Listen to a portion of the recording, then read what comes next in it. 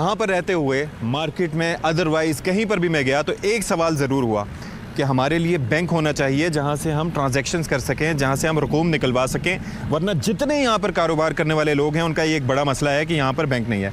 अब मेरे अक़ब में बैंक तो मौजूद है, ये यूबीएल बैंक मौजूद है, लेकिन ये जला दिया गया था। यहाँ बाहर से इसका अंदाज़ा नहीं हो रहा, लेकिन अंदर जो पूरी इमारत है ये जल के खाकिस्तर हो चुकी थी। जब से यहाँ पर पाक फ़ौज आई है, इलाके में अमन व अमान बहाल हुआ है, तो अब यहाँ पर ये बिल्डिंग को रेस्टोर तो किया जा रहा है, लेकिन साथ ही साथ अब इसमें मेरे ख्याल में वक्त लगेगा। इंतज़ामिया को, जो बैंक की इंतज़ामिया, उनको इस बारे में सिक्योरिटी की यकीन दहानी भी कराई गई है, और जैसे ही वो इस पे गो अहेड देते हैं, यानी कि वापस आने का इरादा करते हैं, तो इनको भरपूर सिक्योरिटी के साथ वो अपना काम शुरू कर सकेंगे। तो इस इलाके के लोगों का ये एक बड़ा मसला है और उनके लिए बड़ी मुश्किलात होती हैं। तो ये सॉर्ट हो जाएगा तो इंशाल्लाह बाकी चीज़ें भी सॉर्ट हो जाएंगी।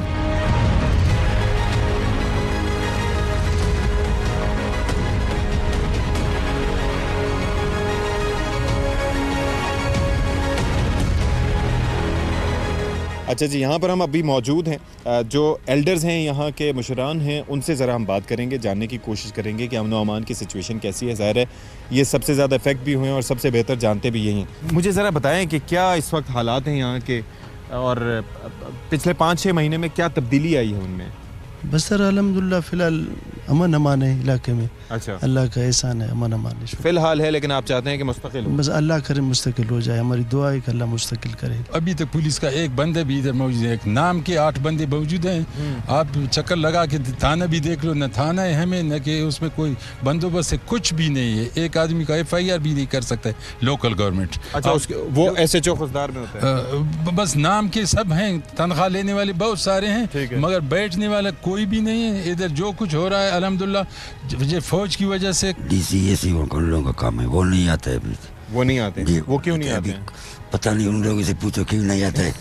अभी यहाँ चोरी होता है, फिर उसके लिए FIR काटने वाला भी कोई नहीं है। अच्छा, कोई झगड़ा है ज़मीन का या इसका, उसके लिए भी कोई नहीं, किसके साथ बात करें। इंशाल्लाह आगे बेहतरी हो जाएगा। हमारे लोकल गवर्नमेंट और ये सिविल जो इंतज़ामिया में, तो ये अभी लेवीज भी पुलिस में गया हुआ है, लेकिन अभी वो नज़र नहीं आ रहा। DC साहब आके चक्कर लगा रहे हैं, लेकिन अभी अल्हम्दुलिल्लाह अमन अमान बिल्कुल बराबर है। लोकल मसाइल है, ये तो ज़ाहिर है छोटे लोकल गवर्नमेंट ये हल करेगा। इसके लिए मतलब कोशिश हो जाए कि ये आ जाए। सबसे पहले हम लोगों का बैंक का प्रॉब्लम नहीं, हाँ, ये सबके लिए एक इशू है। तो बैंक पहले जला दिया गया था? हाँ, जला दिया था। अच्छा, अभी तो सिविल इंतजाम में आएगा तो ये सब कुछ आएंगी। जुडिशल मजिस्ट्रेट का ये दफ्तर ये भी आजकल नहीं है, ये होना चाहिए, ये भी होना चाहिए। उसके ये होगा तो पुलिस बेहतर काम करेगा। अच्छा, हाँ, दूसरे ये SHO भी हो जाए, AC भी हो जाए। एक तो सिविल इंतजामिया की बात हो रही है, लेकिन मैंने दूसरा ये भी सुना है कि यहाँ पर जो सियासी लीडर्स हैं, यानी कि इलाके के जो MP हैं, सनाउल्लाह ज़हरी साहब, या MNA जो पहले थे, अब तो उन्होंने इस्तीफ़ा दे दिया, अख्तर मेंगल साहब, वो कभी यहाँ पर नज़र नहीं आते। आपने देखा है उनको कभी? नहीं, वो नहीं आते हैं सर इधर। क्यों नहीं आते हैं? इलेक्शन के बाद वो गायब हो जाते हैं, बिल्कुल नहीं आते हैं। उसके अलावा ये जो अब ये मसला वो हुआ है ज़हरी में, बल्दियाती में हमारे नुमाइंदे नहीं है। वो MNA MP तो बहुत बड़ी चीज़ है। अच्छा, वो तो वैसे इधर आते भी नहीं है, वो नहीं आते हैं। जी ना, दिलचस्पी नहीं है उनको सर। सारा कुछ सिविल एडमिनिस्ट्रेशन की ना होने की वजह से है। अच्छा, वो आ जाएंगे तो ज़ाहिर लोगों के मसाइल हल हो जाएंगे। उसके अलावा जो इलेक्ट होके यहाँ से चले गए हैं, MP से लेकर काउंसलर तक, वो एक बंदा भी यहाँ नहीं है और नज़र कभी नहीं आ रहा है। वो इलेक्शन के टाइम पे आएंगे? हाँ, इलेक्शन के टाइम पे वो आके अपना मसला हल करके चले जाते हैं कराची को, इस्लामाबाद में बैठ कर फिर आते हैं 5 साल के बाद या 4 साल के बाद। तो उन्हीं को आना चाहिए, उन्हीं को ही इस मखलूक को संभालना है, उनके छोटे बड़े मसाइल हल करनी है। फ़ौज ने तो अल्हम्दुलिल्लाह अपना काम कर दिया है। आपकी क्या तजावीज़ हैं? ज़रा हम मसाइल तो सुन चुके हैं, किस तरह से चीज़ें बेहतर हो सकती हैं? इधर सर ज़मीनों का मसला बहुत है, इधर सेटलमेंट हो जाए तो सही होगा। वो कौन करेगा?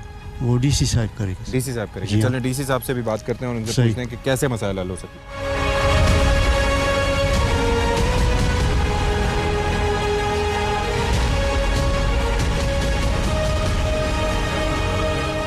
मेरे साथ मौजूद हैं यहाँ का पूरा जायज़ा लेने के बाद एक बड़ी मौजूद शख्सियत, डिप्टी कमिश्नर हैं ये खुशदार के, अब्दुल रज़ाक सासोली साहब। अस्सलाम वालेकुम जी। वालेकुम सलाम।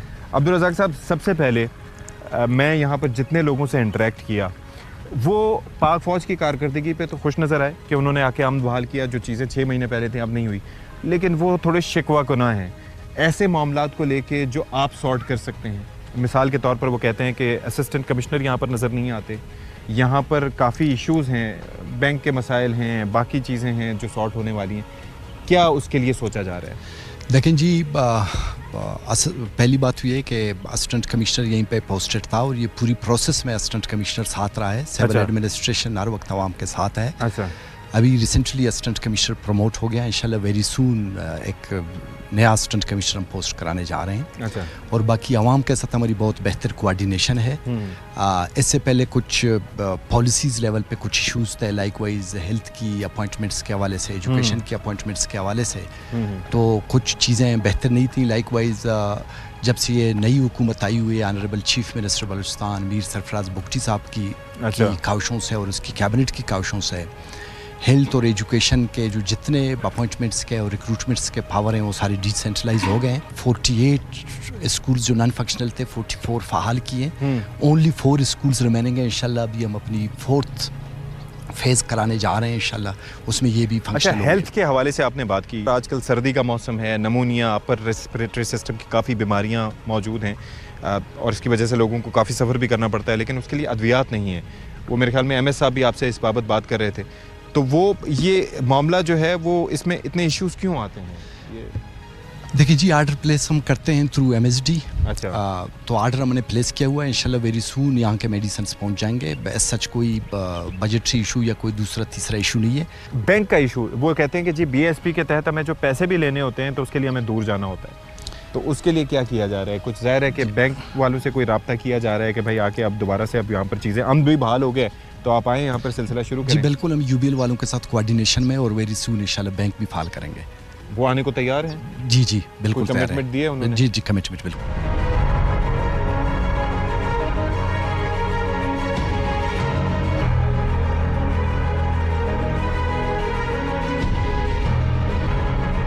हमारे साथ खुजदार के DPO शहजादा उमर अब्बास बाबर मौजूद हैं। What I have heard from the locals, वो कहते हैं कि जी हम 5-6 बंदों को ही देखते हैं, जबकि हमें स्ट्रेंथ बताई गई है कि ऑलमोस्ट इट्स लाइक 150।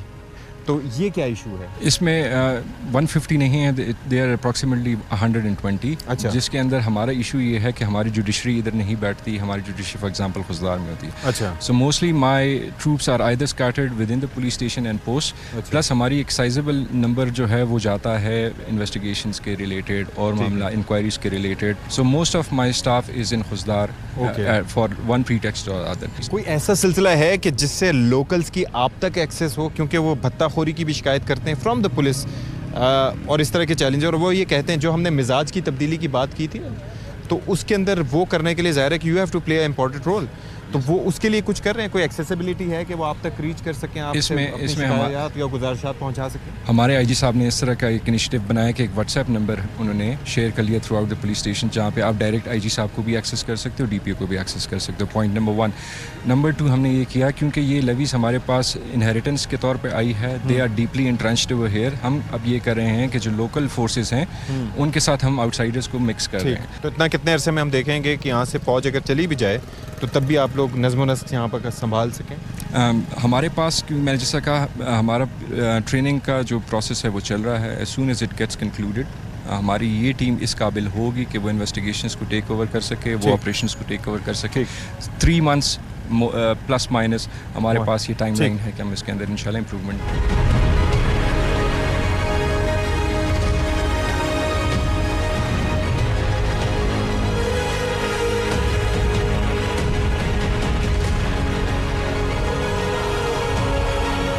तहसील ज़हरी के नूरगामा बाज़ार की तरफ जाते हुए ये वो जगह है जहाँ से हम बेसिकली बाज़ार में एंटर होते हैं।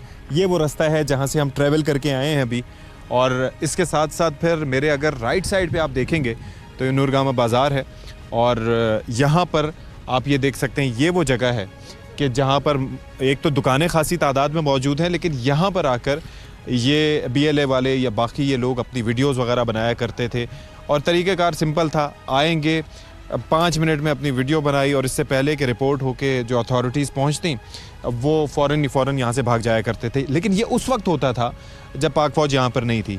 जब पता चला और सोशल मीडिया पे इस हवाले से बात हुई तो फिर पाक फ़ौज ने यहाँ पर आकर, और एक एंटिसिपेशन थी कि शायद यहाँ पर रेजिस्टेंस मिले, लेकिन वैसा नहीं हुआ। और यहाँ पर मुख्तलिफ़ जगहों के मुख्तलिफ़ इलाक़ों की वीडियोस भी मौजूद हैं और ज़ाहिर है कि ये एक्सप्लेन करना बहुत ज़रूरी था। और हमने लोकल से भी बात की, बाज़ार के जो लोग थे जो कारोबार कर रहे हैं उनसे भी हमने बात की कि अमन व अमान की सूरत हाल बेहतर है, कितनी क्या सिचुएशन है उस हवाले से। तो ज़ाहिर है ये चीज़ बड़ी इंपॉर्टेंट है। अब ज़रा हम यहाँ पर आके आपको बताएंगे, ये बेसिकली शहीद नवाबज़ादा अमीर सिकंदर खान मेमोरियल हॉस्पिटल है ज़हरी का। तो यहाँ पर भी अंदर चलेंगे, जाके देखेंगे सूरत हाल क्या है। इसको बेहतर करने की भी कोशिश की जा रही है। अद्वियात वगैरह कहा जाता है कि यहाँ पर दस्तयाब होती हैं, लेकिन लोग जो हैं, जो लोकल्स हैं, उनकी तो आपको पता है शिकायत अपनी जगह मौजूद होती हैं। तो अंदर चलेंगे, देखेंगे कि अंदर हॉस्पिटल में क्या सिचुएशन है, किस तर्ज की अद्वियात यहाँ पर अवेलेबल हैं, क्योंकि अभी सर्दी का मौसम है। आप ये अंदाज़ा कर सकते हैं कि कराची में इस वक्त लोग मेरे ख्याल में गालिबन टी शर्ट में घूम रहे होंगे। 28, 29, 30 टेम्परेचर है, लेकिन यहाँ पर हम कोयटा के बाद यहाँ पर जब आए हैं तो यहाँ पर सूरत हाल ये है कि we have to wear jackets because the weather is cold. अब आहिस्ता आहिस्ता सूरज निकल रहा है, धूप जिस तरीके से बढ़ती जा रही है, दिन निकलता जा रहा है, तो चीज़ें जो हैं वो अब बेहतर होती जा रही है। लेकिन अदरवाइज़ ये जो अपर रेस्पिरेटरी डिजीज़ होती हैं या नमूनिया वगैरह की शिकायत होती हैं, तो उससे निपटने के लिए भी यहाँ पर दवाओं की ज़रूरत है। तो अंदर चलते हैं जी, अंदर चल के आपको मज़ीद इस हॉस्पिटल का जायज़ा दिलवाते हैं कि यहाँ पर क्या क्या चीज़ें हैं और किस चीज़ की ज़रूरत है। मैं इस वक्त फार्मेसी में मौजूद हूँ जहाँ पर दवाएँ अद्वियात वगैरह मौजूद होती हैं। और अपेरेंटली ये जो बॉक्सेस वगैरह आप देख सकते हैं कि ये दवाओं के तो हैं, लेकिन जो फार्मासिस्ट हैं उनसे ज़रा पूछ लेते हैं कि क्या यहाँ पर सिलसिला है। अस्सलाम वालेकुम जी। आपका नाम? आतिफ इनायत। आतिफ साहब, यहाँ पर जो लोकल्स हैं वो ये शिकायत करते हैं कि जी हमें दवाएं नहीं मिलती, तो इसकी क्या वजह हो सकती है? क्योंकि यहाँ पर जो बॉक्सेस वगैरह पड़े हुए हैं, लेकिन इससे ये अंदाज़ा नहीं हो रहा कि कौन कौन सी दवाएं मौजूद हैं, किन किन की ज़रूरत है। सर असल में मसला ये है कि हमारा जो हॉस्पिटल का मेडिसिन बजट है वो बहुत कम है और हमारे इलाके की आबादी बहुत ज़्यादा है। तकरीबन पेरिफेरी सब यही हॉस्पिटल में आती है और मेडिसिन बमुश्किल हम इंजेक्टेबल्स लाते हैं। अच्छा। ओरल फॉर्म में बहुत कम है हमारे पास, लेकिन इमरजेंसी मेडिसिन सब बराबर पड़ा है हॉस्पिटल में। अच्छा, जैसे अभी आप ये कह रहे थे कि ये जो ज़ाहिर है कि सर्दियों का मौसम है, उसमें नमूनिया से लेके ब्रोंकाइटिस और अपर रेस्पिरेटरी सिस्टम की काफ़ी डिजीज़ फैली होती हैं, तो उन अद्वियात की भी ज़रूरत है अभी आपको? जी बिल्कुल सर, ओरल फार्म में हमारे पास तकरीबन कुछ भी नहीं है सर। अच्छा, तो उसके लिए आप रिपोर्ट करते हैं किसको? डीसी साहब को कहते हैं, किसको कहते हैं? सर मैं एमएस साहब को रिपोर्ट करता हूँ, फिर वो डीसी साहब को और डीएचओ साहब को, और ऊपर वो रिपोर्ट करते हैं एमएस साहब। अच्छा, तो नॉर्मली अगर फ़र्ज़ करें कोई आता है आपके साथ इस मर्ज़ को लेके, तो फिर उसको आप कहाँ रेफ़र करते हैं? हम लोग फिर मार्केट पे रेफ़र करते हैं उसको। मार्केट में कहाँ? बाज़ार से सर। अच्छा, बाज़ार से वो दवाएं ले लें? जी जी सर। तो बाज़ार में दवाएं दस्तयाब होती हैं लोगों को? बाज़ार में सब दवाएं दस्तयाब हैं। Okay okay okay. और अदरवाइज़ अगर किसी मर्ज़ के साथ कोई आए और वहाँ पर उसको ट्रीट करना हो, तो फिर आप किसी बड़े हॉस्पिटल को रेफ़र करते हैं? बिल्कुल सर, हम डीएचक्यू खुशदार को रेफ़र करते हैं।